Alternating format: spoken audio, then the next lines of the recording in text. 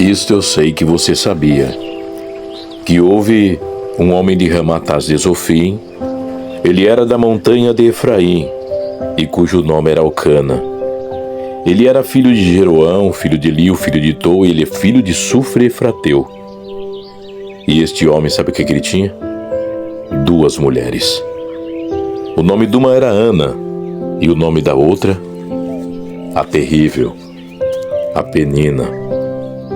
Penina tinha filhos, porém a Ana não gerava. Ana não tinha filhos.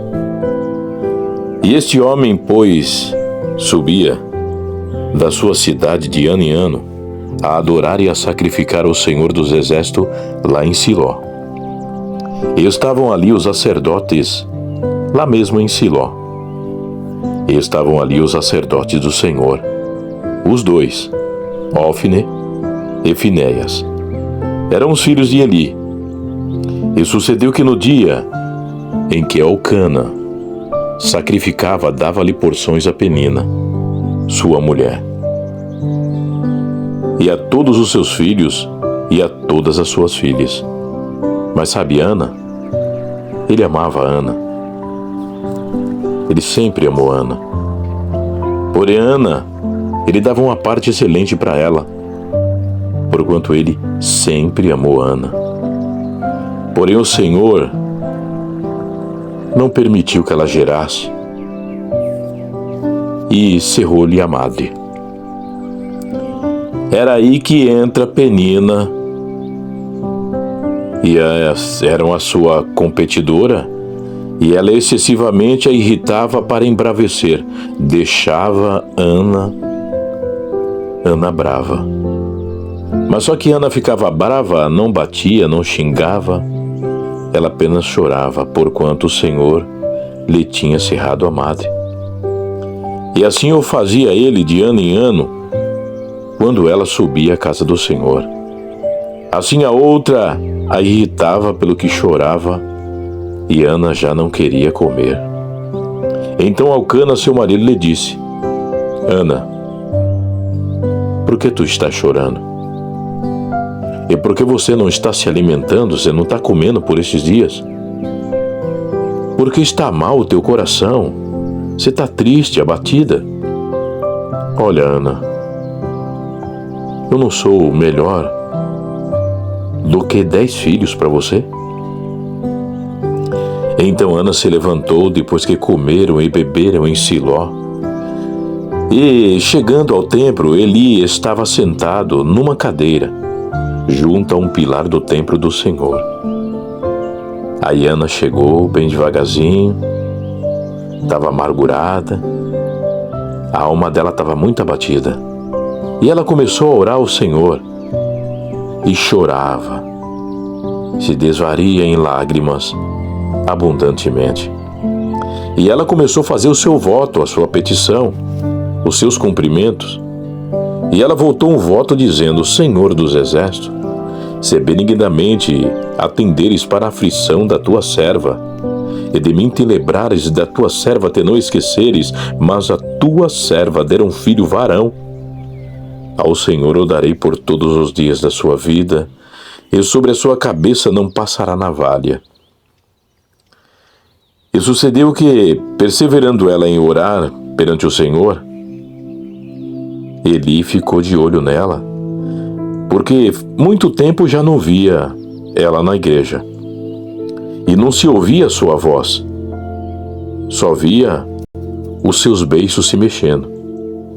E Eli ficou fazendo atenção para sua boca, porquanto Ana no seu coração falava, e só os seus beiços se mexia. Ela orava no silêncio da sua amargura, da sua tristeza e da aflição que estava passando, e da tiração de sarro e humilhação que Penina fazia com ela. E não ouvia a sua voz. Então Eli chegou perto dela e disse: Até quando tu estarás embriagada, bêbada? Você vem bêbada para a casa do Senhor? Olha, aparta de ti a tua bebida, o teu vinho, o que você anda bebendo. Porém Ana respondeu e disse: Não. Eu não sou uma mulher atribulada de espírito, e nem beber eu bebo. Eu não bebo vinho, não bebo bebida forte. Porém, eu tenho hoje derramado a minha alma perante o Senhor. Eu vim aqui fazer uma petição. E não tenha eu por filha de Belial, porque da multidão dos meus cuidados e do meu desgosto, eu vim aqui clamar, bater na porta do Senhor, para que Ele tenha misericórdia de mim. Então aí o Espírito do Senhor tomou Eli e abriu-lhe os olhos. Então respondeu Eli e disse: vai em paz, e o Deus de Israel te conceda a tua petição que você está pedindo, que você veio buscar. E disse ela: agora tu achou graça em teus olhos? Assim a mulher se foi o seu caminho. E o Senhor se lembrou dela, igreja, e nunca mais se ouviu falar em que Penina tirasse mais sarro de Ana. Ela teve um filho e colocou o nome dele de Samuel. E cumpriu, depois que o menino desmamou, ela levou até a casa do Senhor e deixou ele lá na mão de Eli. E esse moço, o Senhor falava com ele à noite, chamava ele à noite, conversava com ele, passava as instruções. E chegou um tempo que o Senhor disse para ele: olha, eu vou acabar com a casa de Eli. Eli fez coisa errada, Eli não está andando do jeito que era para andar. Os seus 2 filhos estão bagunçando, Ofni e Finéias, que eram os 2 filhos de Eli. E o mancebo cresceu. E o mancebo virou um homem de Deus na terra, Samuel. O homem que ungiu o rei Davi. E o rei Davi, com a unção de Deus, matou o leão e o urso, derrubou um gigante, salvou uma nação, era pobre, vivia em pastos verdejantes com as ovelhas do seu pai. E o Senhor fez ele um homem muito rico. Davi foi um homem muito rico.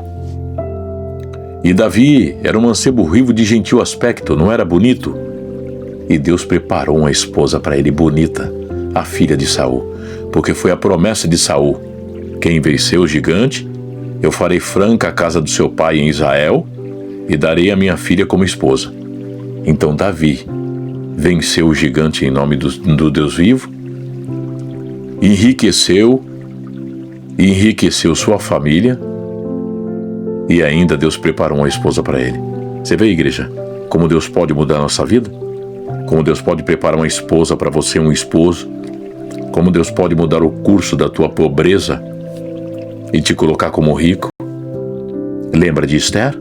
Moça pobre, mãe morreu, pai morreu, ficou na mão de Mardokai, que é Mardoqueu, seu tio, passou os processos da vida e virou a rainha Hadassa, Esther, das Escrituras Sagradas. Mesmo assim, o Senhor pode fazer comigo, contigo, num piscar de olho. Você pode levantar neste dia que logo vai amanhecer e você pode ver o clarão do sol, a justiça de Deus na tua vida. E nunca mais você ouvirá que esse espírito das trevas, que tinha nome de Penina, vai te irritar mais. Se for de você gerar, você vai gerar. Se for de você vencer, você vai vencer. Se for de você derrubar o gigante, você vai derrubar o gigante. Se for de você cantar, Ana, você vai cantar. A minha alma exulta ao Senhor por Ele ter concedido a mim um filho. Dá glória a Deus, igreja. Meu nome é Renato Módica. Eu moro na favela do Dique do Pompeba, na cidade náutica em São Vicente. E estamos aí lutando também, aos pés do Senhor, chorando, para que possamos receber dele a sua misericórdia. Dá glória a Deus, igreja.